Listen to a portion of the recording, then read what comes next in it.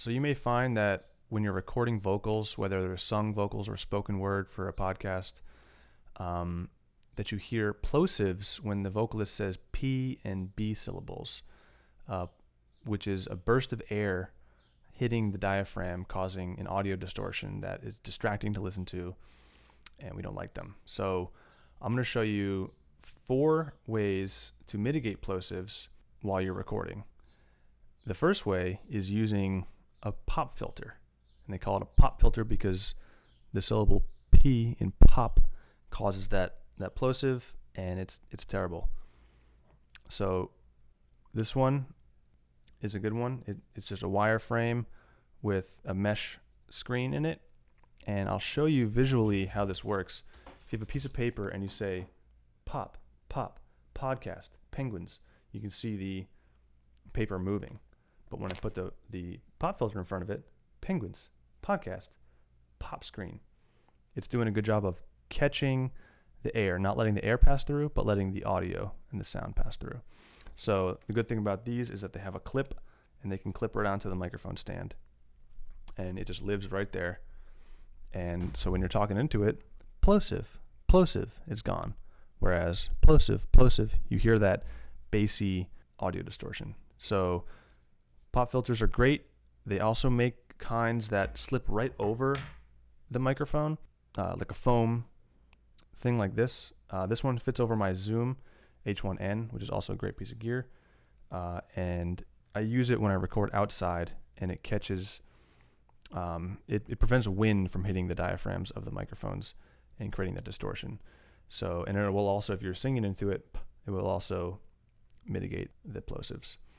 Microphones like the SM58, they have, if you take the grill off, you can actually see there's mesh in there. So some microphones have these wind filters built in. So that's the first way, getting a pop screen or some sort of mesh. Oh, the old school way of making your own pop filter is taking a wire coat hanger, bending it into a circle or a square, and slipping a pair of stockings over it, and just singing or speaking into that between your voice and the microphone. The second way to mitigate plosives is just to angle the microphone sort of at the corner of your mouth, so that the plosives go forward this way and they don't hit the diaphragm directly. So this would be on-axis recording, and you can hear that the voice is really present.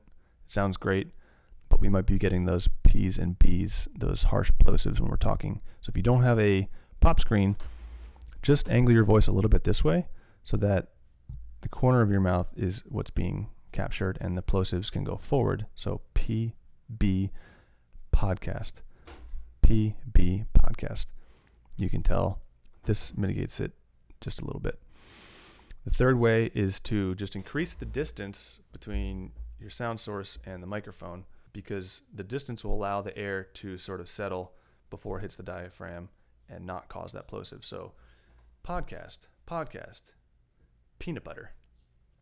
The only downside, the couple downsides to this is that the more distance you put between your sound source and the microphone, the higher noise to signal ratio you're going to get, which means you're going to capture more of the room noise. If you have an AC running, if your refrigerator's on, if the birds are chirping outside, or if there's dog barking, that sound is going to be increased when you boost the volume up to compensate for the distance between your voice and the microphone. The other downside to this is you're losing proximity effect, which is an increased bass response as you get closer to a directional microphone. So for example, if you want a deep radio voice, you just bring your voice really close to the microphone. Here it sounds a little thinner. So you're losing proximity effect and you're increasing your noise floor as you back up. So I think the best way to take care of these plosives is to stay close, because it's a better sound quality, but use something like a pop screen or a wind filter right in front of it. If you don't have one of these, angle your voice a little bit so the air travels forward. There's a fourth way to mitigate plosives, and this is an advanced technique that I heard John Lennon used, which is catching the plosives with your hand. And so he would do this as he was singing. Every time he knew a plosive was going to come up, he put his hand in front of his voice. And you can feel the burst of air on your fingertips when you do that. So try saying penguins, podcast.